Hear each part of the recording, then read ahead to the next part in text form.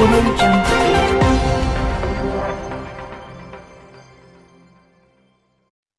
ନାଁ ବିଜ୍ଞାନ ଚରଣ ବେହେରା। ମୁଁ ମୋହନାର ବାସିନ୍ଦା ଏବଂ ଏନଜିଓ ପିସ୍ ର ଡାଇରେକ୍ଟର। ଆଜ୍ଞା ଦେଖନ୍ତୁ, ଆମର ନିଷ୍ପତ୍ତି ହେଲା କି ଏନ୍ଏସି ଆମର ମୋହନା ଏନ୍ଏସି ଆମର ଗୋଟେ ନ୍ୟାଯ୍ୟ ଦାବି। କାରଣ ଆପଣ ଜାଣିଛନ୍ତି ଏ ସ୍ୱାଧୀନ ପାଇଲାଠୁ ମୋହନାକୁ ପଞ୍ଚାୟତ ହିସାବରେ ନିଆଯାଇଛି।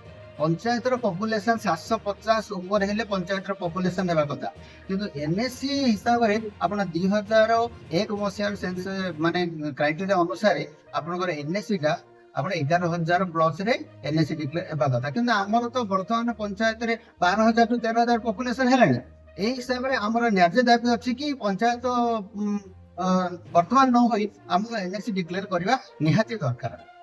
ଦେଖନ୍ତୁ, ଆମେ ସରକାରଙ୍କ ଚିଠି ପ୍ରକାରେ ଆମ ଜନସାଧାରଣ ବିଭିନ୍ନ ସମୟରେ ବିଭିନ୍ନ କାଗଜ ପତ୍ର ଯାହା ନଥିପତ୍ର ଦେବା କଥା ଆମେ ଦେଇଛୁ, ଏବଂ ତାପରେ ବି ଆମେ ବର୍ତ୍ତମାନ ପର୍ଯ୍ୟନ୍ତ ଯେତେବେଳେ ଆମର କଟିଗଲା 34ଟା ଡିକ୍ଲେୟାର ହେଲା, ତାପରେ ସରକାର ମୋହନାକୁ ଡିକ୍ଲେୟାର କଲେ ନାହିଁ। ସେ ସମୟରେ ପୁଣି ଆମେ ସମସ୍ତ କାଗଜ ପତ୍ର ଆମେ ଜିଲ୍ଲାପାଳ ଗଜପତି ଜିଲ୍ଲାପାଳଙ୍କୁ ଦେଇଛୁ, ତା ସହିତ ରାଜ୍ୟସଭା ସାଂସଦ ମାନସ ମଙ୍ଗରାଜ ସାର୍ଙ୍କୁ ବି ଦେଇଛୁ ଏବଂ 5T ଅଧ୍ୟକ୍ଷଙ୍କୁ ବି ଦେଇଛୁ କପି। ତା ସହିତ ଆମେ କନସେଣ୍ଟ ମିନିଷ୍ଟର ଅଛନ୍ତି ଉଷା ଦେବୀ, ତାଙ୍କୁ ବି ସେଇ ମ୍ୟାଡାମକୁ ମଧ୍ୟ ଆମେ ସମସ୍ତେ ଯାଇକି ଦେଇଛୁ।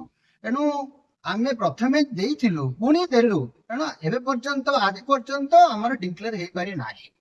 ଆମେ ଯଦି କହିବୁ, ଦେଖନ୍ତୁ ଆମେ 2016 ମସିହାରୁ ଦାବି କରିକି ଆସୁଛୁ ଏବେ ପର୍ଯ୍ୟନ୍ତ, ତେଣୁ ଏଇଟା ଆମେ ଡେରି କିଛି କରିନାହୁଁ ଏବଂ ଯାହା ଆମେ ଇନଫର୍ମେସନ ଦେବା କଥା ଆମେ ଦଉଛୁ ଏବଂ ସରକାରଙ୍କର କ୍ରାଇଟେରିଆ ବିଭିନ୍ନ ସମୟରେ ବଦଳିଲେ ତାକୁ ବି ଆମେ ଫିଲଫିଲ କରୁଛୁ। ଏବେ ଯାହା ମାଗିଲେ ତାକୁ ବି ଦେଇଛୁ, କାରଣ ଆମର କିଛି ଅସୁବିଧା ନାହିଁ, କେବଳ ସରକାର ଆମକୁ ମାନ୍ୟତା ଦେଇନାହାନ୍ତି ବୋଲି ଆମେ ଅନୁଭବ କରୁଛୁ।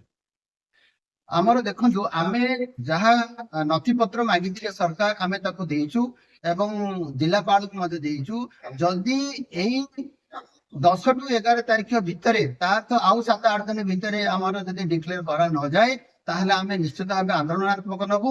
କିନ୍ତୁ ବର୍ତ୍ତମାନ ଆମେ ସରକାରଙ୍କର ଗୋଚରାର୍ଥେ ଜନସାଧାରଣଙ୍କ ମତ ଅଛି ଯେ ଆମେ 6 ତାରିଖ ଦିନ, ଆଗାମୀ 6 ତାରିଖ ଦିନ ମୋହନାରେ ଏକ ମାସ ରାଲି କରିବୁ, ଯୋଉଦ୍ୱାରା କି ସରକାରଙ୍କର ପ୍ରଭାବ ଆମେ କରିବୁ ଯେ ଆମେ ଜନସାଧାରଣଙ୍କର ବର୍ତ୍ତମାନ ଏକ ରାଲି ଚାଲିବ, ଆମେ ଗୋଟେ ମେମୋରାଣ୍ଡମ ଦେବୁ ସରକାରଙ୍କୁ।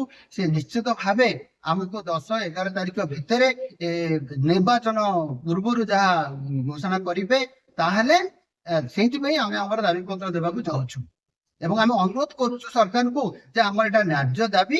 ଆମେ ଆନ୍ଦୋଳନ ପ୍ରଥା ପୂର୍ବରୁ ଆମକୁ ଏନ୍ଏସି ଡିକ୍ଲେୟାର କରିବା ପାଇଁ ଆମେ ଅନୁରୋଧ କରୁଛୁ।